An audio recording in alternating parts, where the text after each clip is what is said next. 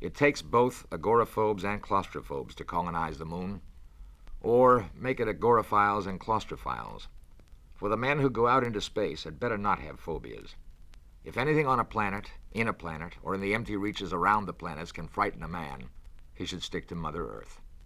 A man who would make his living away from terra firma must be willing to shut up in a cramped spaceship, knowing that it may become his coffin, and yet he must be undismayed by the wide-open spaces of space itself. Spacemen, men who work in space, pilots and jetmen and astrogators and such, are men who like a few million miles of elbow room. On the other hand, the moon colonists need to be the sort who feel cozy burrowing around underground like so many pesky moles. On my second trip to Luna City, I went over to Richardson Observatory both to see the Big Eye and to pick up a story to pay for my vacation. I flashed my journalist guild card, sweet-talked a bit, and ended with the paymaster showing me around. We went out the North Tunnel, which was then being bored, to the site of the projected coronoscope. It was a dull trip. Climb on a scooter, ride down a completely featureless tunnel, climb off and go through an airlock, get on another scooter and do it all over again. Mr. Knowles filled in with sales talk. This is temporary, he explained. When we get the second tunnel dug, we'll cross-connect, take out the airlocks, put a northbound slidewalk in this one, a southbound slidewalk in the other one, and you'll make the trip in less than 3 minutes, just like Luna City or Manhattan.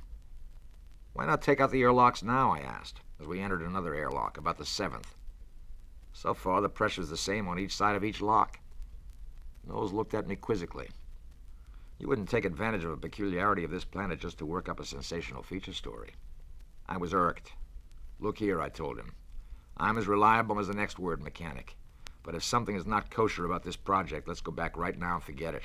I won't hold still for censorship. Take it easy, Jack, he said mildly. It was the first time he'd used my first name. I noted it and discounted it. Nobody's going to censor you. We're glad to cooperate with you fellas, but the moon's had too much bad publicity now. Publicity it didn't deserve. I didn't say anything. Every engineering job has its own hazards, he insisted, and its advantages, too. Our men don't get malaria. They don't have to watch out for rattlesnakes. I can show you figures that prove it's safer to be a sand hog in the moon than it is to be a file clerk in Des Moines, all things considered. For example, we rarely have any broken bones in the moon. The gravity's so low. While that Des Moines file clerk takes his life in his hands every time he steps in or out of his bathtub. Okay, I interrupted, so the place is safe. What's the catch? It is safe. Not company figures, mind you, nor Luna City Chamber of Commerce, but Lloyd's of London. So you keep unnecessary airlocks. Why? He hesitated before he answered. Quakes. Quakes. Earthquakes. Moonquakes, I mean. I glanced at the curving walls sliding past, and wished I were in Des Moines. Nobody wants to be buried alive, but to have it happen in the moon, they wouldn't stand a chance. No matter how quick they got to you, your lungs would be ruptured. No air. They don't happen very often, Knowles went on, but we have to be prepared. Remember, the Earth is 80 times the mass of the moon, so the tidal stresses here are 80 times as great as the moon's effect on Earth tides. Come again, I said. There isn't any water on the moon. How can there be tides? You don't have to have water to have tidal stresses. Don't worry about it. Just accept it. What you get is unbalanced stresses that can cause quakes. I nodded. I see. Since everything in the moon has to be sealed airtight, you've got to watch out for quakes. These airlocks are to confine your losses. I started visualizing myself as one of the losses. Yes and no. The airlocks would limit an accident, all right, if there was one, which there won't be. This place is safe. Primarily, they let us work on a section of the tunnel at no pressure without disturbing the rest of it. But they're more than that. Each one is a temporary expansion joint. You can tie a compact structure together and let it ride out a quake. But a thing as long as this tunnel has to give, or it'll spring a leak. A flexible seal is hard to accomplish in the moon. What's wrong with rubber? I demanded. I was feeling jumpy enough to be argumentative. I've got a ground car back home with 200,000 miles on it, yet I've never touched the tires since they were sealed up in Detroit.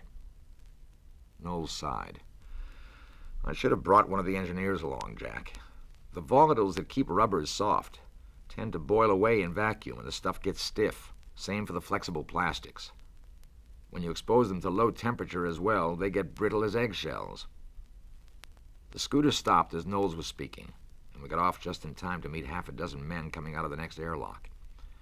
They were wearing spacesuits, or more properly, pressure suits, for they had hose connections instead of oxygen bottles, and no sun visors.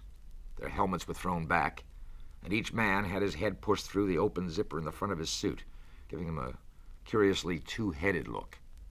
Knowles called out, "Hey, Konski!" One of the men turned around. He must have been 6'2" and fat for his size. I guessed him at 300 pounds, Earthside. "It's Mr. Knowles," he said happily. "Don't tell me I've gotten a raise. You're making too much money now, Fatso. Shake hands with Jack Arnold. Jack, this is Fatso Konski, the best sand hog in 4 planets." "Only 4?" inquired Konski. He slid his right arm out of his suit and stuck his bare hand into mine. I said I was glad to meet him and try to get my hand back before he mangled it. "Jack Arnold wants to see how you seal these tunnels," Knowles went on. "Come along with us." Konski stared at the overhead. "Well, now that you mention it, Mr. Knowles, I've just finished my shift." Knowles said, "Fatso, you're a money grubber, and inhospitable as well. Okay, time and a half." Konski turned and started unsealing the airlock. The tunnel beyond looked much the same as the section we'd left, except that there were no scooter tracks, and the lights were temporary, rigged on extensions. A couple of 100 feet away, the tunnel was blocked by a bulkhead with a circular door in it. The fat man followed my glance. "That's the movable lock," he explained. "No air beyond it. We excavate just ahead of it." "Can I see where you've been digging?" "Not without we go back and get you a suit." I shook my head. There were perhaps a dozen bladder-like objects in the tunnel, the size and shape of toy balloons. They seemed to displace exactly their own weight of air. They floated without displaying much tendency to rise or settle. Konski batted one out of his way and answered me before I could ask. "This piece of tunnel was pressurized today," he told me. "These tag-alongs search out stray leaks. They're sticky inside. They get sucked up against the leak, break, and the goo gets sucked in, freezes, and seals the leak. Is that a permanent repair, I wanted to know?" "Are you kidding? Just shows the follow-up man where to weld." "Show him a flexible joint," Knowles directed. "Coming up." We paused halfway down the tunnel, and Konski pointed to a ring segment that ran completely around the tubular tunnel. "We put in a flex joint every 100 feet. It's glass cloth, gasketed onto the 2 steel sections it joins. Gives the tunnel a certain amount of springiness." "Glass cloth to make an airtight seal?" I objected. "The cloth doesn't seal. It's for strength. You've got 10 layers of cloth with a silicone grease spread between the layers. It gradually goes bad from the outside in, but it'll hold 5 years or more before you have to put on another coat." I asked Konski how he liked his job, thinking I might get some story. He shrugged. "It's all right. Nothing to it. Only 1 atmosphere of pressure. Now, you take when I was working under the Hudson. And getting paid 1/10 of what you get here," put in Knowles. "Mr. Knowles, you grieve me," Konski protested. "It ain't the money. It's the art of the matter. Take Venus. They pay as well on Venus, and a man has to be on his toes. The muck is so loose you have to freeze it. It takes real caisson men to work there. Half of these punks here are just miners. A case of the bends would scare 'em silly. Tell him why you left Venus, Fatso." Konski expressed dignity. "Shall we examine the movable shield, gentlemen?" he asked. We putted around a while longer, and I was ready to go back. There wasn't much to see. The more I saw of the place, the less I liked it. Konski was undogging the door of the airlock leading back when something happened. I was down on my hands and knees, and the place was pitch dark. Maybe I screamed, I don't know. There was a ringing in my ears. I tried to get up and then stayed where I was. It was the darkest dark I ever saw, complete blackness. I thought I was blind. A torchlight beam cut through it, picked me out, and then moved on. "What was it?" I shouted. "What happened? Was it a quake?" "Stop yelling," Konski's voice answered me casually. That was no quake. It was some sort of explosion. "Mr. Knowles, you all right?" "I guess so." He gasped for breath. "What happened?" "Don't know. Let's look around a bit." Konski stood up and poked his beam around the tunnel, whistling softly. His light was the sort that has to be pumped. It flickered. "Looks tight, but I hear... Oh, sister." His beam was focused on a part of the flexible joint near the floor. The tag-along balloons were gathering at this spot. 3 were already there. Others were drifting in slowly. As we watched, one of them burst and collapsed in a sticky mass that marked the leak. The hole sucked up the burst balloon and began to hiss. Another rolled into the spot, joggled about a bit, then it too burst. It took a little longer this time for the leak to absorb and swallow the gummy mass. Konski passed me the light. "Keep pumping it, kid." He shrugged his right arm out of the suit and placed his bare hand over the spot where at that moment a third bladder burst. "How about it, Fats?" Mr. Knowles demanded. "Couldn't say. It feels like a hole as big as my thumb. Sucks like the devil." "How could you get a hole like that?" "Search me. Poke through from the outside, maybe." "You got the leak checked?" "I think so." "Go back and check the gauge, Jack. Give him the light." Knowles trotted back to the airlock. Presently he sang out, "Pressure steady." "Can you read the vernier?" Konski called to him. "Sure. Steady by the vernier. How much we lose?" "Not more than a pound or 2. What was the pressure before?" "Earth normal." "Lost a pound 4/10 then." "Not bad. Keep on going, Mr. Knowles. There's a tool kit just beyond the lock in the next section. Bring me back a number 3 patch, or bigger." "Right." We heard the door open and clang shut, and we were again in total darkness. I must have made some sound, for Konski told me to keep my chin up. Presently we heard the door, and the blessed light shone out again. "Got it?" said Konski. "No, Fatso, no." Knowles' voice was shaking. "There's no air on the other side. The other door wouldn't open." "Jammed, maybe?" "No. I checked the manometer. There's no pressure in the next section."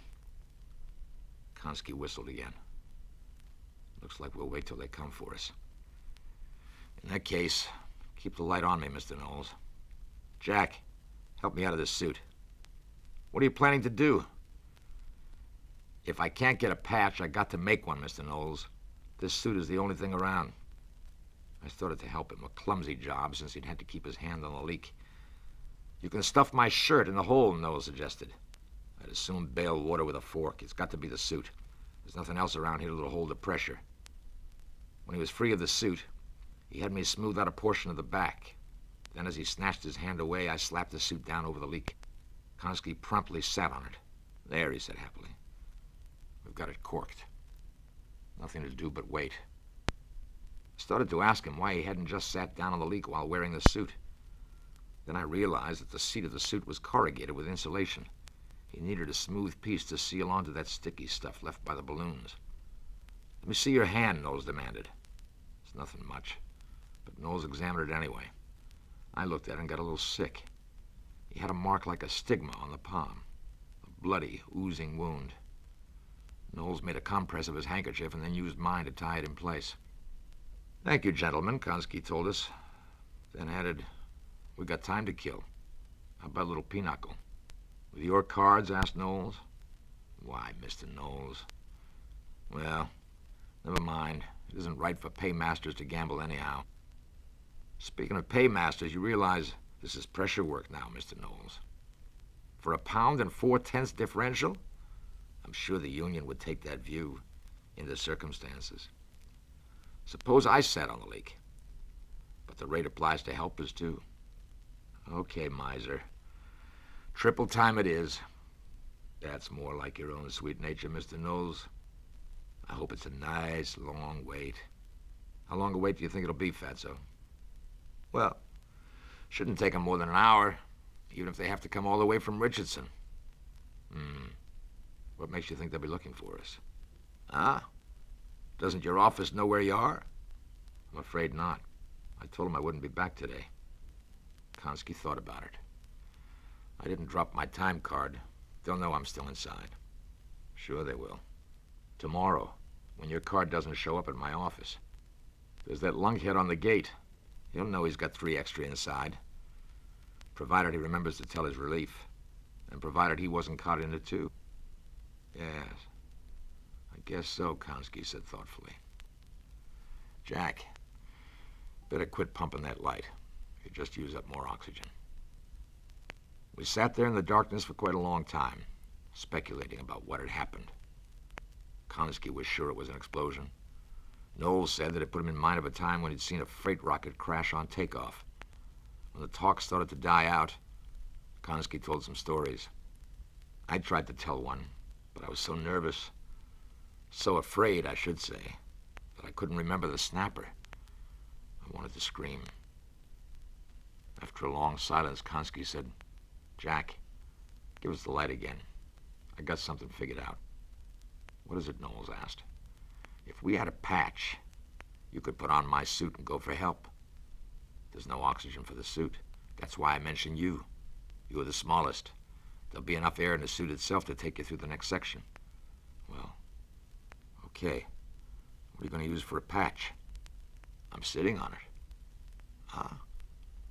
"This big, broad, round thing I'm sitting on. I'll take my pants off. If I push one of my hams against that hole, I'll guarantee it'll be sealed tight." "But, no, Fats, it won't do. Look what happened to your hand. You'd hemorrhage through your skin and bleed to death before I could get back. I'd give you 2 to 1 I wouldn't. For 50, say. If I win, how do I collect?" "You're a cute one, Mr. Knowles. But look, I got 2 or 3 inches of fat padding me. I won't bleed much. Strawberry mark, no more." Knowles shook his head. "It's not necessary. If we keep quiet, there's air enough here for several days."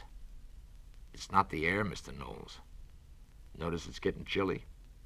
I had noticed, but hadn't thought about it. In my misery and funk, being cold didn't seem anything more than appropriate. Now I thought about it. When we lost the power line, we lost the heaters, too. It would keep getting colder, and colder, and colder. Mr. Knowles saw it, too. "Okay, Fats, let's get on with it." I sat on the suit while Konski got ready. After he got his pants off, he snagged one of the tag-alongs, burst it, and smeared the sticky insides on his right buttock. Then he turned to me. "Okay, kid, up off the nest." We made the swap over fast without losing much air, though the leak hissed angrily. "Comfortable as an easy chair, folks," he grinned. Knowles hurried into the suit and left, taking the light with him. We were in darkness again. After a while, I heard Konski's voice. "There's a game we can play in the dark, Jack. You play chess?" "Why, yes. Play at it, that is." "Good game. Used to play it in the decompression chamber when I was working under the Hudson. What do you say to 20 on the side, just to make it fun?" "Ah. Well, all right. You could have made it 1,000. I didn't care." "Fine. King's pawn to king 3. King's pawn to king 4. Conventional, aren't you? Puts me in mind of a girl I knew in Hoboken." What he told about her had nothing to do with chess, although it did prove she was conventional, in a manner of speaking. "King's bishop to queen's bishop 4. Remind me to tell you about her sister, too. Seems she hadn't always been a redhead, but she wanted people to think so. So she... Sorry. Go ahead with your move." I tried to think, but my head was spinning. "Queen's pawn to queen 3. Queen to king's bishop 3. Anyhow, she..." He went on in great detail. It wasn't new, and I doubt if it ever happened to him, but it cheered me up. I actually smiled there in the dark. "It's your move," he added. Oh. I couldn't remember the board. I decided to get ready to castle, always fairly safe in the early game. Queen's knight to queen's bishop 3. Queen advances to capture your king's bishop's pawn. Checkmate. You owe me 20, Jack. Ah. Why, that can't be. Want to run over the moves? He checked them off. I managed to visualize them, then said, "Well, I'll be a dirty name. You hooked me with a fool's mate." He chuckled. "You should have kept your eye on my queen instead of on the redhead." I laughed out loud. "Know any more stories?" "Sure." He told another. But when I urged him to go on, he said, "I think I'll just rest a little while, Jack." I got up. "You all right, Fats?" He didn't answer. I felt my way over to him in the dark. His face was cold, and he didn't speak when I touched him. I could hear his heart faintly when I pressed an ear to his chest, but his hands and feet were like ice. I had to pull him loose. He was frozen to the spot. I could feel the ice, though I knew it must be blood. I started to try to revive him by rubbing him, but the hissing of the leak brought me up short. I tore off my own trousers, had a panicky time before I found the exact spot in the dark, and sat down on it with my right buttock pressed firmly against the opening. It grabbed me like a suction cup, icy cold. Then it was fire spreading through my flesh. After a time, I couldn't feel anything at all except a dull ache and coldness. There was a light someplace. It flickered on, then went out again. I heard a door clang. I started to shout. "Knowles!" I screamed. "Mr. Knowles!" The light flickered on again. "Coming, Jack!" I started to blubber. "Oh, you made it. You made it." I didn't make it, Jack. I couldn't reach the next section.